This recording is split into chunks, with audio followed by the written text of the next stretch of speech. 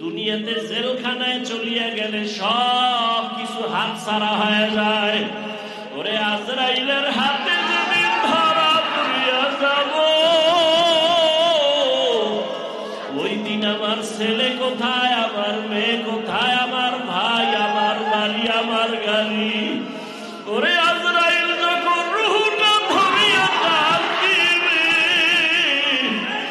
বান্দা তখন দেখবে ডানেও কেউ নাই, বামে কেউ নাই, সামনে কেউ নাই, পেছনে কেউ নাই, আমি একা।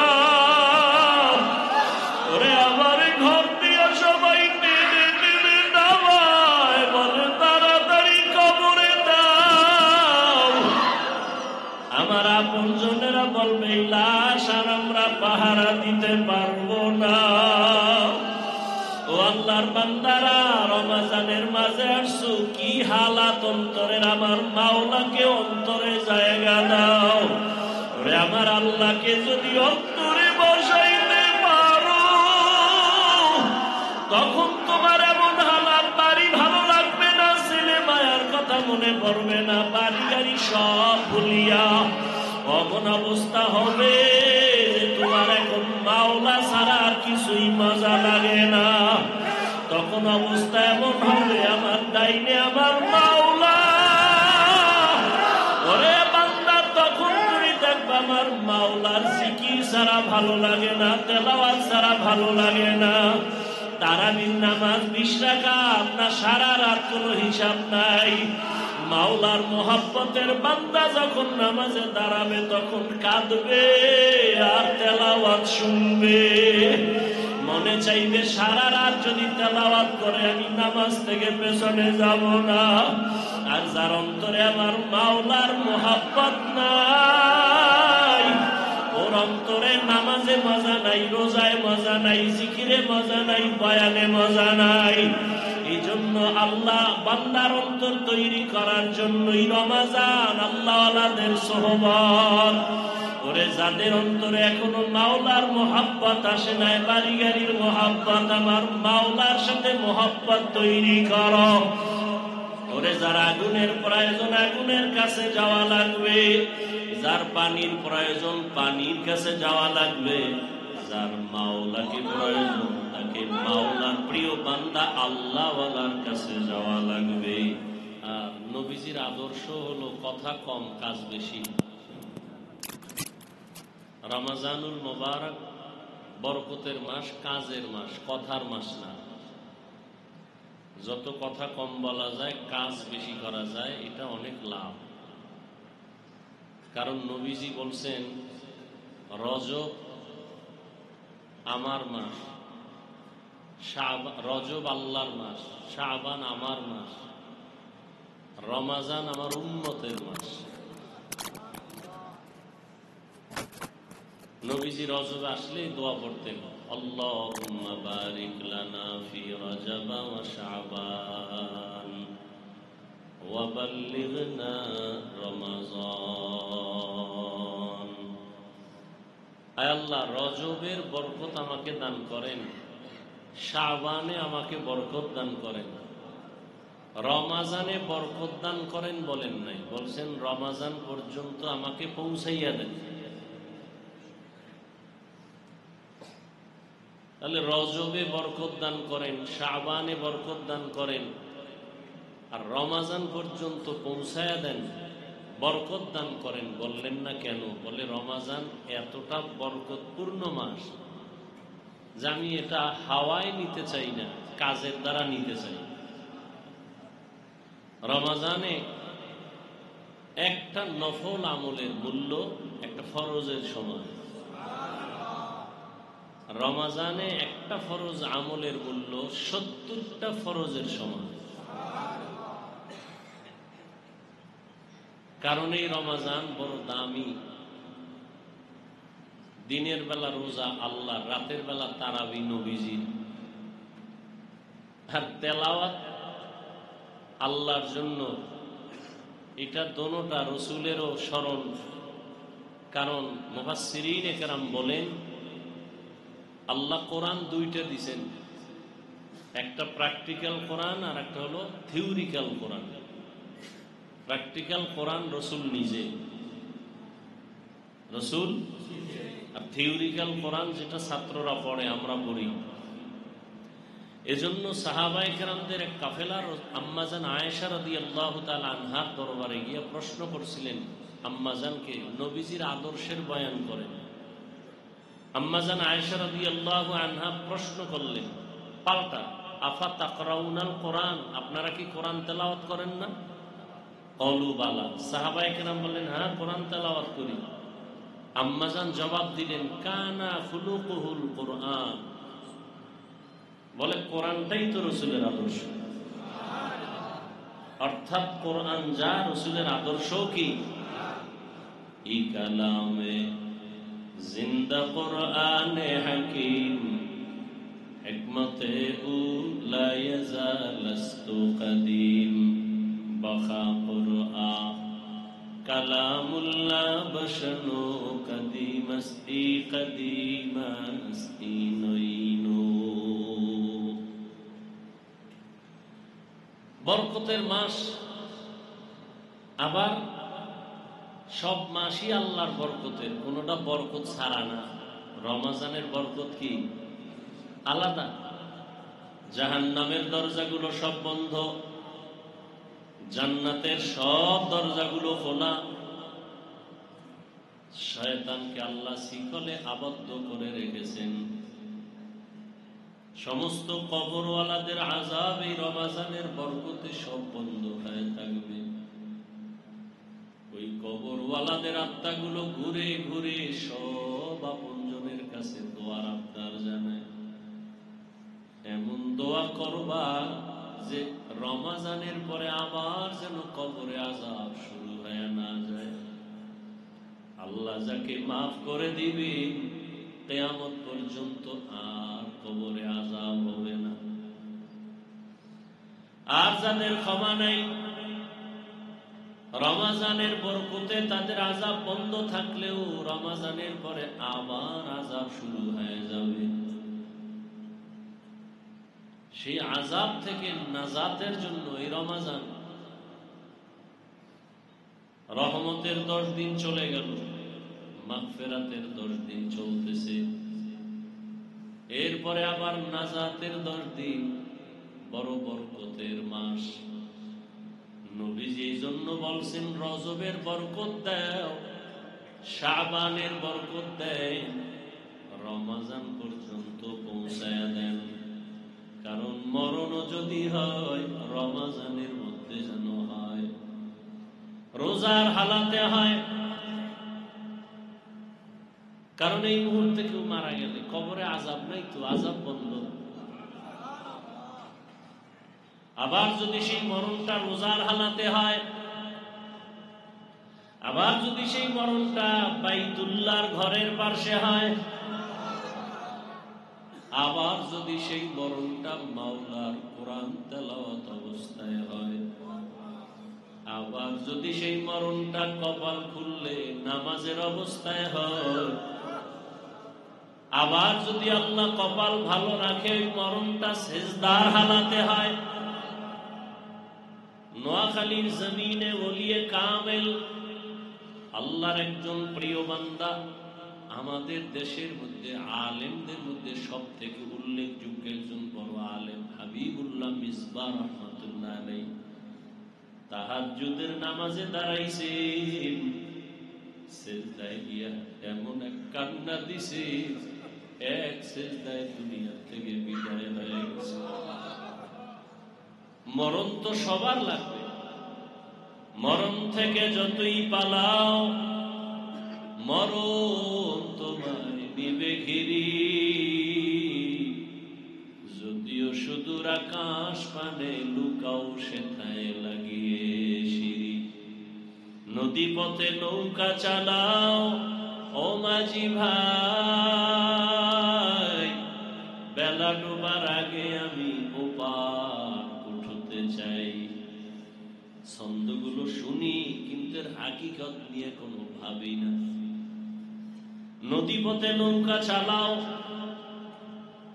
দ্রুত চালাও, সন্ধ্যা হয়ে গেলে আর কিনারা খুঁজে পাইবা না। এরে 3.5 হাত বডির নৌকার মাঝি, তোমার এই হায়াতের নৌকা দুনিয়ার সাগরে তুমি চালাইতেছো, আজরাইল আসার আগে কিনারায় পৌঁছে যাও। যদি তুমি নেক আমলের রাস্তা দিয়ে ভিন্ন দিকে যাও, আর এর মাঝখানে যদি কিনারায় যাওয়ার আগে আজরাইল হাজির হয়, রুহুটা দরিয়ার টান যখন দিবে, আর কিনারায় যাওয়ার কোনো উপায় হবে না। এজন্য রহমতের নবী রমজানুল মুবারকে আমলের জন্য কোমরে গামছা বেঁধে রেডি হয়ে যাইতেন। রহমতের নবী কোনো গুনাহ নেই। আম্মা জান আয়েশা রাদিয়াল্লাহু তাআলা আনহা বলেন, সাহাবায়ে কেরাম জিজ্ঞাসা করলেন, ইয়া রাসূলুল্লাহ,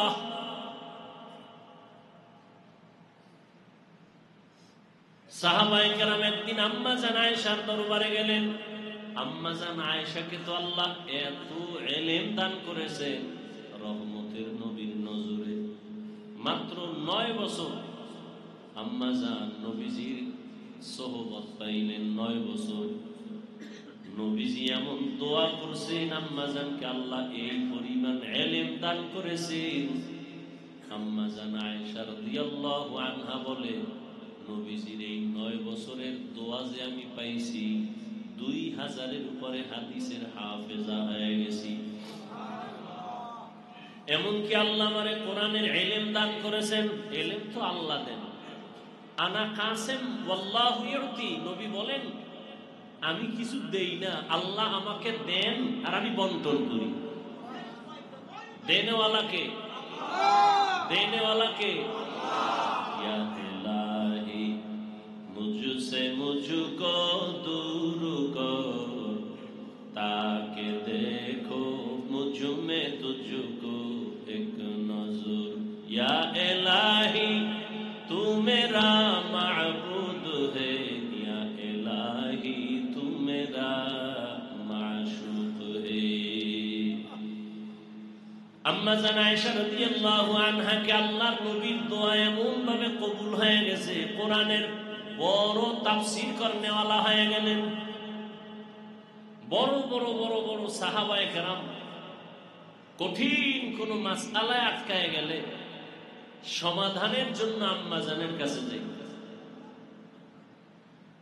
নবী যখন দুনিয়া থেকে চলে গেলেন, আম্মা জানের বয়স তখন 18 বছর। কি নাম? আয়েশা রাদিয়াল্লাহু আনহা না আনহু? পুরুষের বেলায় আনহু, আর নারী সাহাবিয়া যারা তাদের বেলায় কি হবে? আনহা। আম্মা জান আয়েশা রাদিয়াল্লাহু আনহার কাছে সাহাবায়ে কেরাম কঠিন সমস্যায় পড়লে সমাধানের জন্য যাইতেন। আম্মা জান এমন একটা সমাধান দিতেন, বড় বড় বড় বড় কঠিন সমস্যার সমাধান সাথে সাথে সবাই পেয়ে যাইত এবং মেনেও নিতেন। রমজানুল মুবারকে রহমতের নবী এত পরিমাণ আমল করতেন, সাহাবায়ে কেরাম একদিন জিজ্ঞাসা করলেন আম্মা জানকে, নবীজি আশ্চর্য ধরনের কোন আমল বা কোন ঘটনা আছে কিনা? রহমতের নবীর জীবনের কোন আশ্চর্য ধরনের ঘটনা? আম্মা জান আয়েশা রাদিয়াল্লাহু আনহা বললেন, সাহাবায়ে কেরাম নবীজির এমন কি কথা বা কাজ আছে যেটা কোনো আশ্চর্য না, সবই তো আশ্চর্য ধরনের। রহমতের নবীর প্রত্যেকটা কাজ, নবী বাথরুমে গেছেন, সাহাবী দূরে দাঁড়ানো, নবীজি বাথরুম থেকে বের হইয়া মাটি দিয়ে তায়াম্মুম করতেছেন। সাহাবী বললেন, ইয়া রাসূলুল্লাহ, ওই যে পানি দেখা যায়, তায়াম্মুম করলেন কেন? নবীজি বললেন, সাহাবী পানি পর্যন্ত যাওয়ার গ্যারান্টি আসেনি।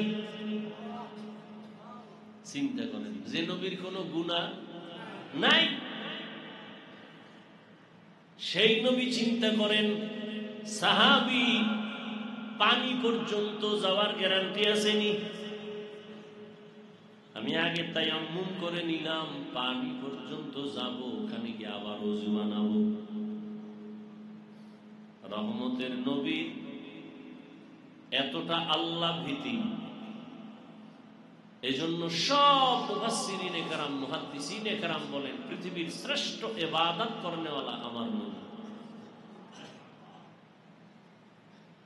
কত কষ্ট করেছিলেন ইয়াতীম নবী এ রমাজানে, ইবাদতে রাত কাটিয়ে দিতেন, কি হবে উম্মত বিনে।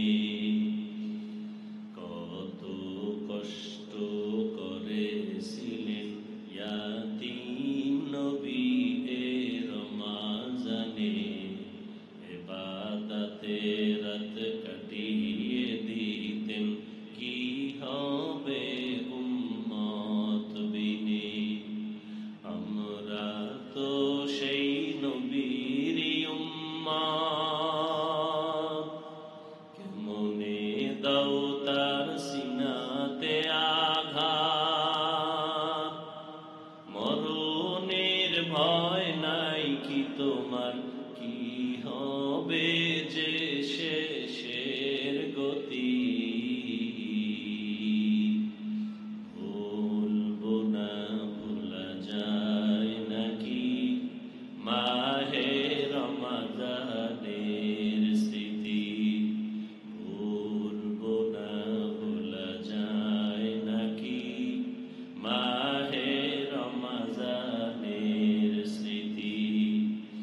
এ মাসের কত ফজিলত জানো কি মুসলিম জাতি। ভুলবো না, ভোলা যায় নাকি মাহে রমাদানের স্মৃতি। ভুলবো না, ভোলা যায় নাকি মাহে রমাদানের স্মৃতি। রমজান এমন বরকতের মাস, মাগফিরাতের মাস, নাজাতের মাস। রহমতের নবীর সাহাবী হযরত ওমর ফারুক রাদিয়াল্লাহু তাআলা আনহু ঈদের দিন ঈদের নামাজ পড়িয়া সবাই আনন্দে বাড়ি বাড়ি যায়। ওমর ফারুক রাদিয়াল্লাহু তাআলা আনহু একটা রুমে তালা লাগাইয়া ঈদের আনন্দ বাদ দিয়া ওখানে বসে বসে কান্না করতেছিলেন। সাহাবী আবু হুরায়রা রাদিয়াল্লাহু তাআলা আনহু প্রশ্ন করলেন, খলিফাতুল মুসলিমিন, আপনি ঈদের আনন্দ বাদ দিয়ে আজকে কাঁদেন কেন? ওমর ফারুক রাদিয়াল্লাহু তাআলা আনহু কান্না করেন আর বলেন, ও ভাই আবু হুরায়রা, আনন্দ তো ওই ব্যক্তি করবে যার মধ্যে কোনো টেনশন নাই, পেরেশানি নাই, কোনো চিন্তা নাই। কিন্তু আমার মধ্যে অনেক পেরেশানি, অনেক টেনশন, অনেক চিন্তা। বলে কি? বলে রমজান চলে গেল, বরকতের মাস, রহমতের মাস, নাজাতের মাস। রমজানে আমি তারাবির নামাজ আদায় করেছি, কবুল হইল কিনা আমার ভেতরে এক পেরেশানি চলতেছে। কারণ যেইভাবে নামাজ আদায় করা দরকার ওইভাবে তো আমি নামাজ আদায় করতে পারি না।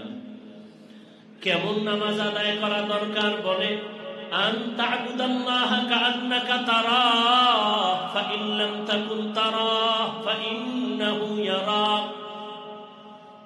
বান্দা, তুমি নামাজে যখন দাঁড়াও এমন অন্তর তৈরি করে দাঁড়াও যে তুমি আল্লাহকে দেখতেছো। আল্লাহকে দেখে দেখে তুমি নামাজ আদায় করতেছো। যদি তোমার অন্তর এতটা দুর্বল, আমল এতটা দুর্বল, ঈমান এতটা দুর্বল যে আল্লাহকে দেখার মতো পাওয়ার নাই, তাহলে তুমি এতটুকু মনে করো, যদিও তুমি আমি আল্লাহকে দেখি না, তবে আল্লাহ তোমাকে আমাকে তাকায় দেখতেছেন। আমি এখন নামাজে দাঁড়ায় গেছি, আমার মাওলার সামনে আমি দাঁড়ায় গেলাম। আমি এখন মাওলার সামনে দাঁড়ানো, আমি এখন আমার অন্তরের কি হালাত কেউ দেখে না, আমার আল্লাহ সব দেখতেছেন। আমি আলহামদুলিল্লাহ বলে শুরু করলাম, আমার মাওলা কুদরতের কান লাগায় শুনতেছেন। আমি আমার মালিকের আদালতে দাঁড়ানো এই নিয়তে বান্দা যখন তো শুরু করবা, দেখবা তোমার অন্তরের হালাত ভিন্ন হয়ে যাবে। কিন্তু না, নামাজ তো আদায় করি, অন্তরের সাথে মালিকের কোনো যোগাযোগ নাই। নামাজে দাঁড়াইছি দুনিয়ার চিন্তা, দোকানের চিন্তা, ফ্যামিলির চিন্তা, ছেলে মেয়ের চিন্তা। আর এক আল্লাহর বান্দা নামাজে দাঁড়াইয়া কান্না করতেছে।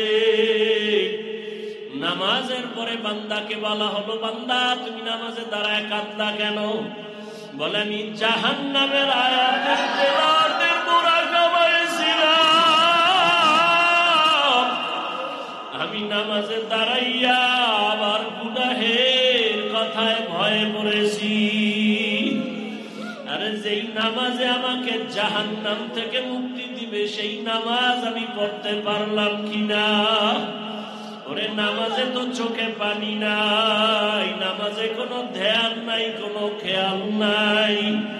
ওরে এই জন্যই তো আল্লাহওয়ালাদের নেক নজর, আল্লাহর প্রিয় বান্দাদের মজলিসে বসিয়া অন্তর তৈরি করো। কলবের ভিতরে দুনিয়ার মোহাব্বত, বাড়ি গাড়ির মোহাব্বত, টাকার মায়া, বাড়ির মায়া, সন্তানের মায়া সব দূর করে দাও। ওরে এক অন্তরে কয়জন আরে বসাইবা? ওরে আমার মাওলার দেওয়া কলম তো একটা, ওই কলমে হয়তো দুনিয়া বসাও, না হয় আমার মালিকের বসাও। ওরে কলমের মধ্যে যদি দুনিয়াকে বসায় দাও, আমার মালিকের আর বসার সুযোগ নাই। এই দুনিয়ার থেকে কলমের সাফ করি, আমার মালিকের সাথে সম্পর্কের জন্য কলমটাকে খালি বানাও। ওরে আল্লাহর মোহাব্বত নিয়ে চিন্তা করো, আর মুরাকাবা করো, মরণের চিন্তা করো। আরে আজ আমার টাকা, আমার বাড়ি, আমার গাড়ি, আমার সব আমার, আমার যা বলি কিছুই তো আমার না। ওরে একজন বিচারকের রায়, একজন আসামি, ওরে কত টাকাওয়ালা, কত বাড়িওয়ালা, কত গাড়িওয়ালা, কত কিছু বাহাদুরি, জেলখানায় যখন চলিয়া যায়, এখনো সে কিন্তু মরে নাই, জেলখানায় আছে, সবাই জানে লোকটা বাঁচিয়ে আছে। কিন্তু দেখা যায় তারপরেও তার ছেলে মেয়ের ঠিকানা পর্যন্ত আর ঠিক থাকে না। তার রেখে যাওয়া বাড়ি, তার গাড়ি, তার সম্পদ কেমন যেন সব বিলীন হওয়া যায়। আর আগের মতো বাড়ি পায় না, গাড়ি পায় না, কেমন এক বিরাট ভূমির মতো। দুনিয়াতে জেলখানায় চলিয়া গেলে সব কিছু হাত ছাড়া হয়ে যায়। ওরে আজরাইলের হাতে যেদিন ধরা পড়িয়া যাব,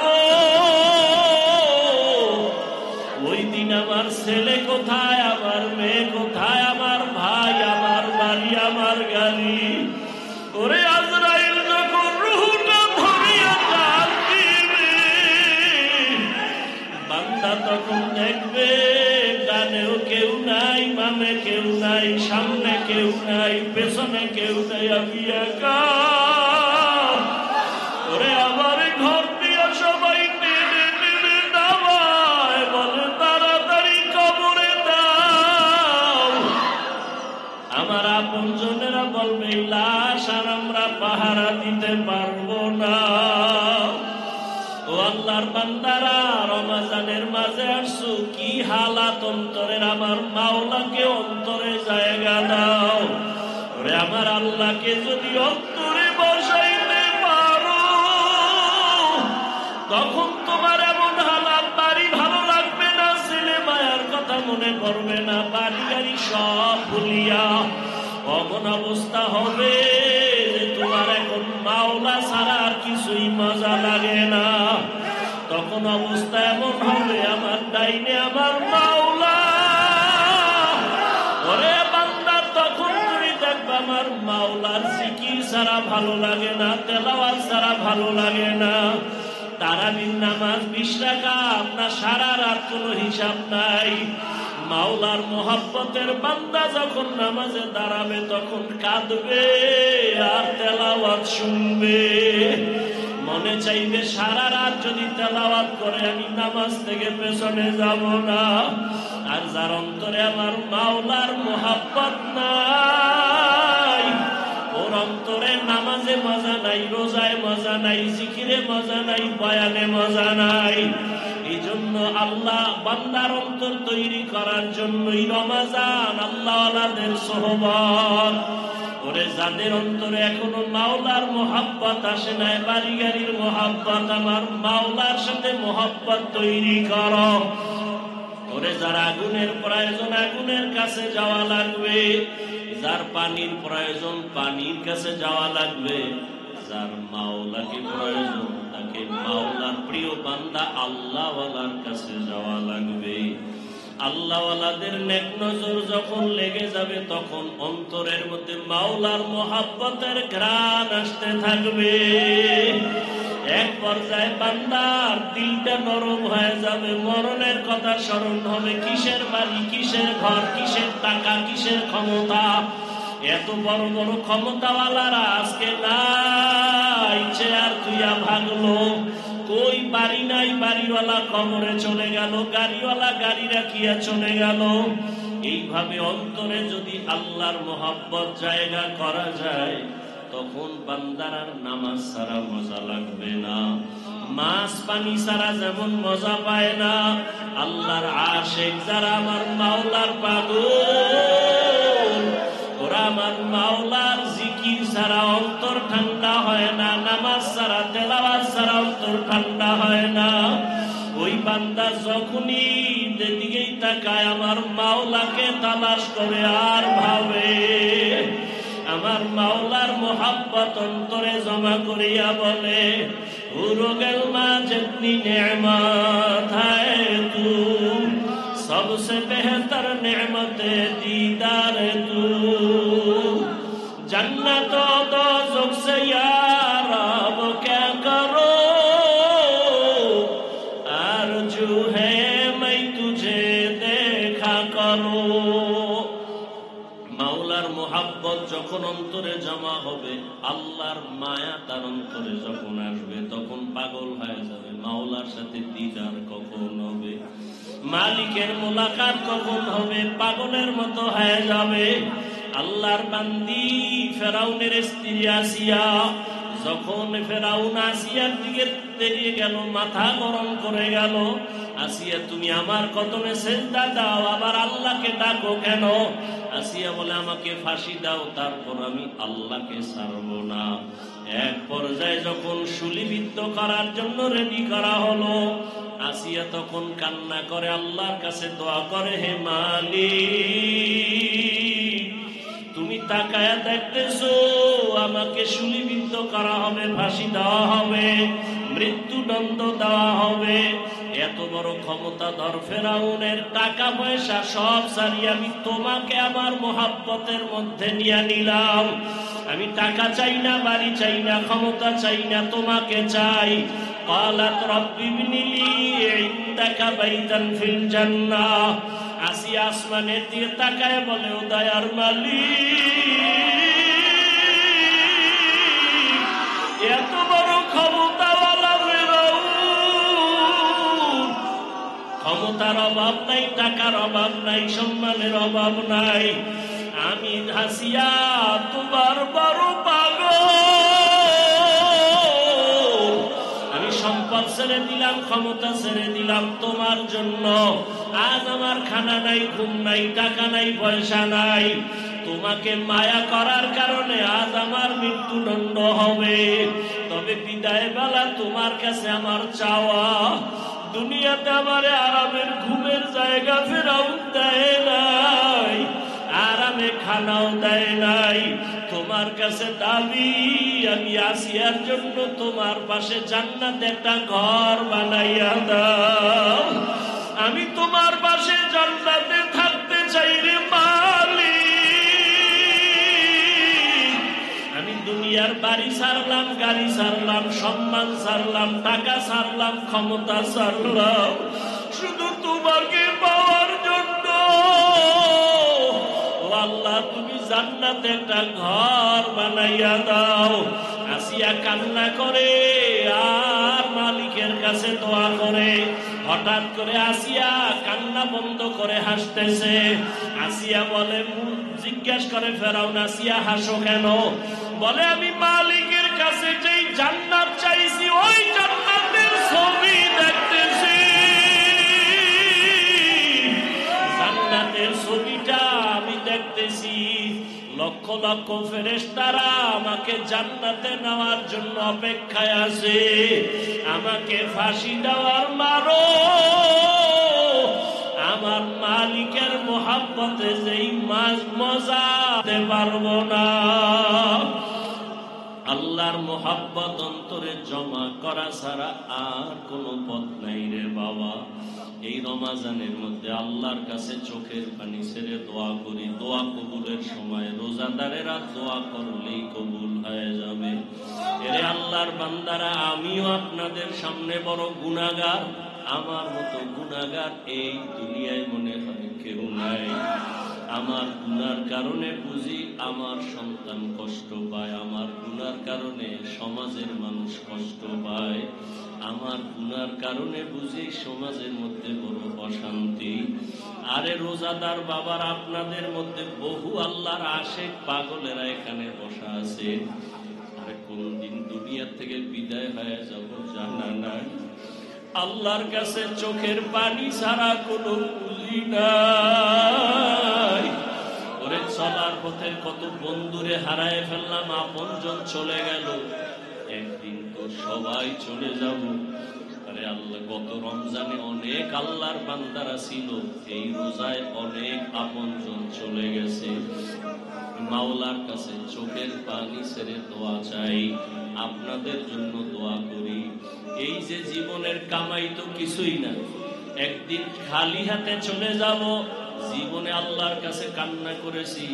উজানির জমিনে ঘুমন্তকারী ইব্রাহিম রহমাতুল্লাহ আলাই, তার 11তম সন্তান কারি মঞ্জুর আহমদ রহমাতুল্লাহ আলাই আমারে উজানি নিয়ে গেছে লেখাপড়ার জন্য। আমারে হাত ধইরা বারবার আল্লাহকে বলতেন, আল্লাহ ফিজুর রহমানের মাধ্যমে একটা মাদ্রাসা তুমি করায় দিও। আজকে মাদ্রাসা হইছে, কিন্তু আল্লাহ সে বান্দাকে আমি দেখাইতে পারি। আজকে আপনাদের কাছে দোয়া চাই, এই মাদ্রাসা যেন নাজাতের ওসিলা হয়। ওই গত কয়েকদিন আগে মুফতি মিজানুর রহমান সাইদ দামাত বারাকাতুহুম, মুফতি মাহফুজুল হক দামাত বারাকাতুহুম শাইখুল হাদিস সাহেবের সন্তান মুফতি আমিনী রহমাতুল্লাহ আলাইহির জামাতা মুফতি সাখাওয়াত হোসেন রাজি দামাত বারাকাতুহুম আসছিলেন। অনেক ওলামায়ে কেরাম নিয়া।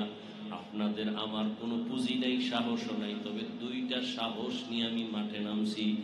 এক সাহস, আমি মাওলার কাছে চোখের পানি ছেড়ে কান্না করি। আর একটা সাহস হলো, আপনারা আমাকে অন্তর দিয়া মোহাব্বত করেন। এই মোহাব্বতের দোয়া আমার মাওলা খালি ফিরাইয়া দিবেন না। এজন্য বিশাল ওই জায়গা আপনাদের মোহাব্বতের বায়না করেছি, কিন্তু একা একা ভোর রাতে কান্দি মালিক। এই সমুদ্রের ভিতরে কেমনে পাড়ি দিয়া কিনারায় যাব? তবে আল্লাহর বহু বান্দারা এখানে সাইনবোর্ডটা দেওয়ার পরে প্রবাসের থেকে অনেক আল্লাহর বান্দারা আমার নাম্বার দিয়ে দিছি যোগাযোগের জন্য, আমার সাথে কথা বলতে চায়। নাম্বারে এক আল্লাহর বান্দা কান্না করে আর বলে, হুজুর দোয়া করি, অনেক বছর ধরে আপনার বয়ান শুনি, কথা বলতে পারি না। আমি অস্ট্রেলিয়ায় থাকি, দোয়া চাই। আমি জায়গার জন্য 50,000 টাকা পাঠায় দিতেছি। এরকম সবাই দোয়া করে। আমি দোয়া চাই আপনাদের কাছে, আমার কান্না ছাড়া আর আপনাদের মোহাব্বত ছাড়া কোনো পুঁজি নাই। প্রবাসের সবাইকে আল্লাহ কবুল করেন।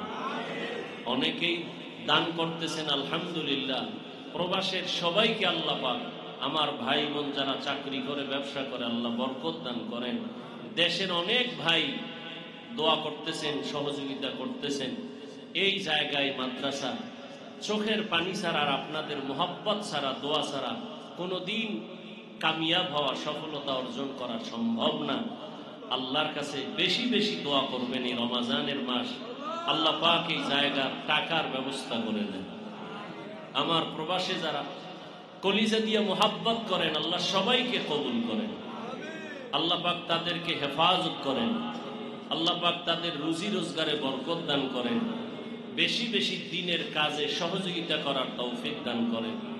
এই মাদ্রাসাও আপনাদের দোয়া, আমাদের কান্না, আর আল্লাহওয়ালাদের নেক নজর, মা বাবার দোয়া, আপনাদের ছোট ছোট খেদমত সহযোগিতা, আল্লাহ পাক বিশাল এই জায়গার অর্থ আমার দেওয়ার তৌফিক নাই, সাহস নাই। মাঝে মাঝে খুব একা একা চিন্তায় পেরেশান হয়ে যাই, কেমনে সম্ভব। আবার মাঝে মাঝে চোখের পানি আসে, তখন আবার দিল শান্ত হয় না। প্রবাস থেকে ফোন আসে, সবাই দোয়া করে। অনেকের সাথে দেখা হয়, হুজুর দিতে না পারি, অল্প দেই। একজনে আজকেও জুমায় কিছু টাকা দিয়ে কয়, হুজুর গরিব মানুষ দোয়া করেন, কিছু শরীক হইলাম। আল্লাহ পাক এভাবেই গরিবের এক টাকায় কোটি কোটি হারাম টাকার থেকেও বেশি বরকত। অতএব আমি আপনাদের কাছে দোয়া চাই। আমার পুঁজি দুইটা, এই বিশাল সমুদ্র পাড়ি দেওয়ার জন্য। আল্লাহর কাছে কান্না, আর এ দেশের বিদেশে প্রবাসে সবার আমার কলিজার মোহাব্বতের ভাই বোনদের দোয়া। এই মোহাব্বত আমার পুঁজি, আমার সাহস। ইনশাআল্লাহ 1 বছর টাইম আমরা পেয়েছি, সমাধান হয়ে যাবে। আল্লাহ কুদরতের রাস্তা খুলে দিলে 1 সেকেন্ডও লাগবে না। আল্লাহ পারেন না? আল্লাহ পারেন। দোয়া চাই। আজকে দোয়া কবুলের সময়, রোজার মাস, সবাই একটু মোনাজাতে সব সময় দোয়া করবেন। আল্লাহ পাক যেন এই বিশাল অর্থের ব্যবস্থা করে দেন। প্রায় 20 কোটি টাকার টার্গেট নিয়ে আমরা ময়দানে নেমেছি। মোটামুটি আমরা 75 লক্ষ টাকা দিয়েছি।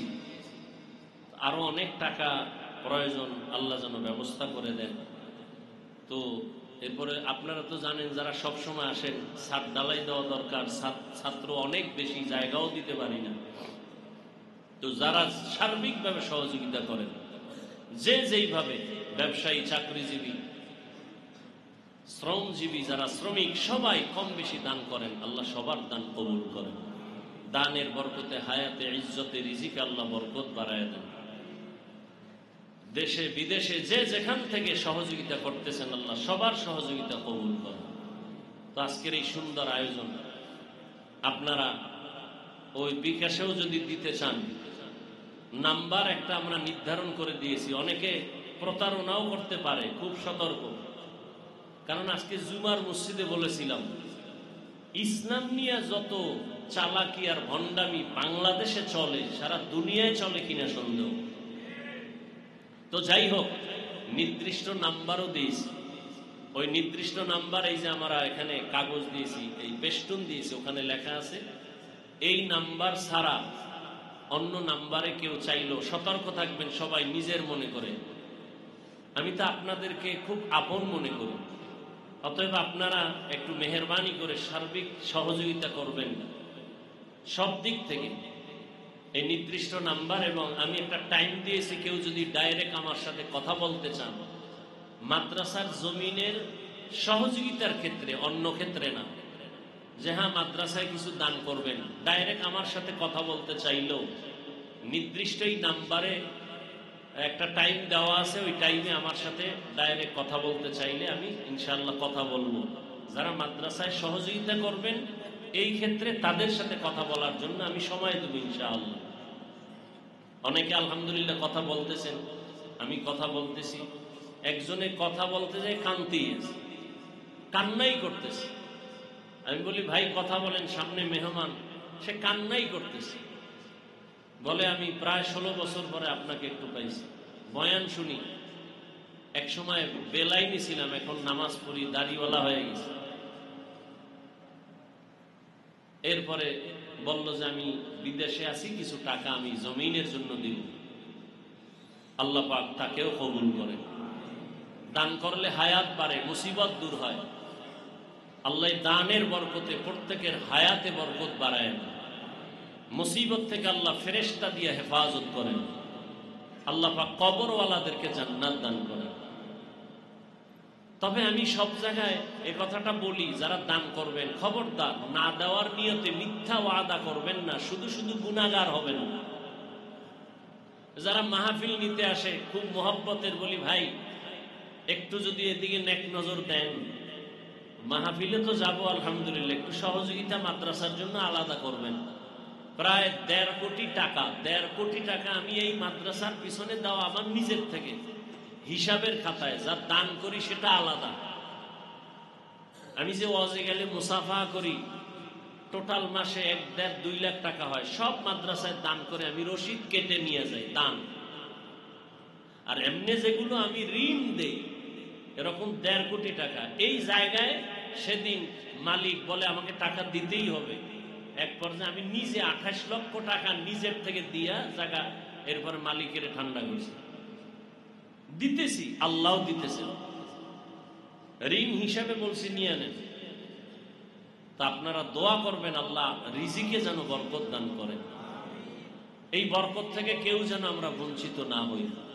ওই একজনে অল্প টাকা দিছে আলহামদুলিল্লাহ, গরিবের 1 টাকায় অনেক বরকত, আর রোজার মাসে তো আরো বরকত। আপনাদের পরিচিত যারা আছে সবাইকে দাওয়াত দিবেন, আমার সালাম দিবেন, সহযোগিতার জন্য বলবেন যতটুকু সম্ভব। কি ভাই সম্ভব না এটা? আরে 1 টাকা করে যদি দেয় এক একজন, যারা বাংলাদেশে বিদেশে যারা মোহব্বত করে মুসলমান ভাই বোনেরা, আমার কলিজার টুকরা, 1 টাকা করে যদি সবাই দেয় তো 10 লক্ষ মানুষ দিলে কত হবে? তাহলে 10 কোটি মানুষ দিলে তো 10 কোটি হয়ে যাবে, ঠিক না? আল্লাহর কাছে অভাব নেই। এজন্য মাদ্রাসায় রশিদ বই আছে, নিয়ে যাবেন, দান করবেন। আমি 5 মিনিট সময় দোয়া কবুলের সময়, আমাদের এখানে আজকে হযরতুল আল্লাম আব্দুল বাসেত খান সিরাজি দামাত বারাকাতুহুম আসছেন, অসুস্থ মানুষ।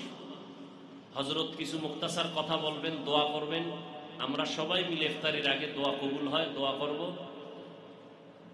অতএব এর মধ্যেই 5 মিনিটের মধ্যে কোন আল্লাহর আশেক বান্দা যেই বরকতি জায়গায় শরীক হবেন,